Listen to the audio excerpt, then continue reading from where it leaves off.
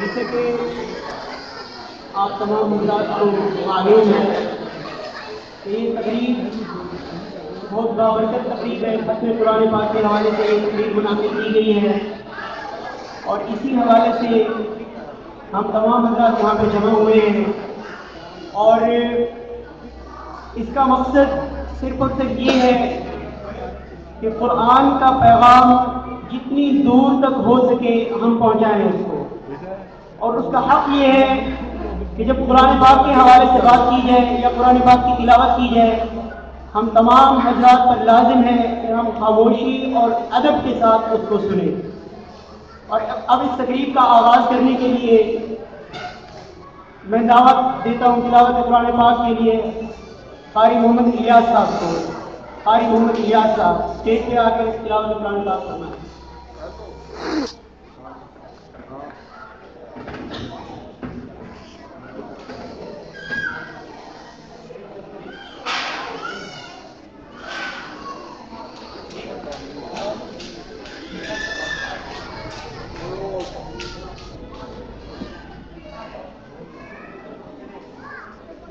हेलो,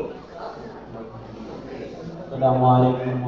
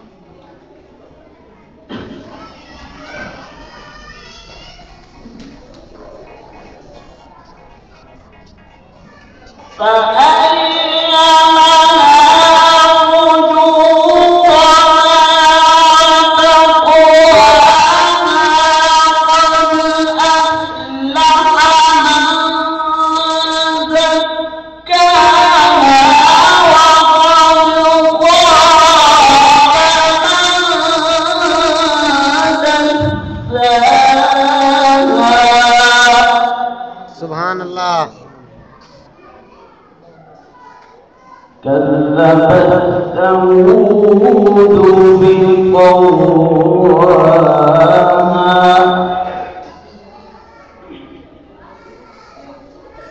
إذ انبعث أشقاها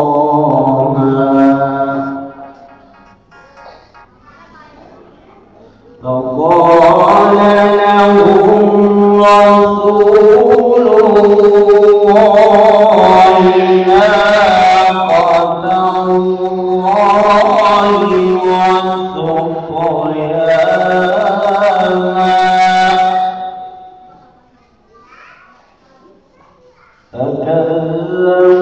فكذبوه فعقروها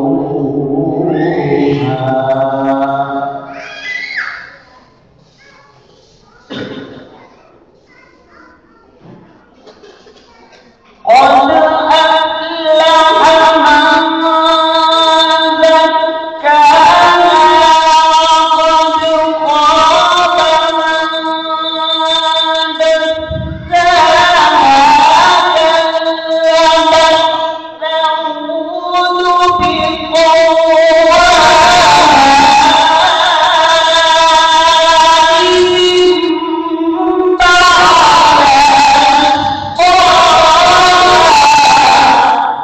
سبحان الله.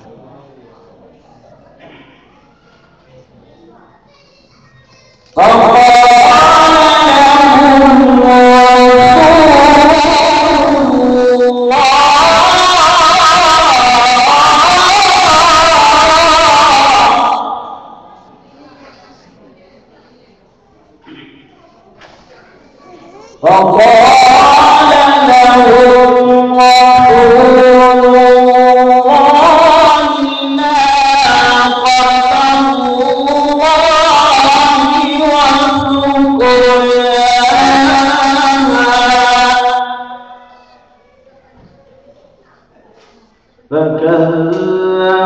فكذبوه فعقروها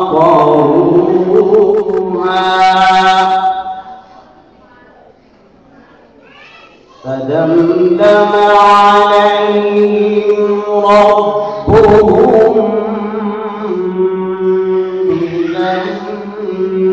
بذنبهم فسواها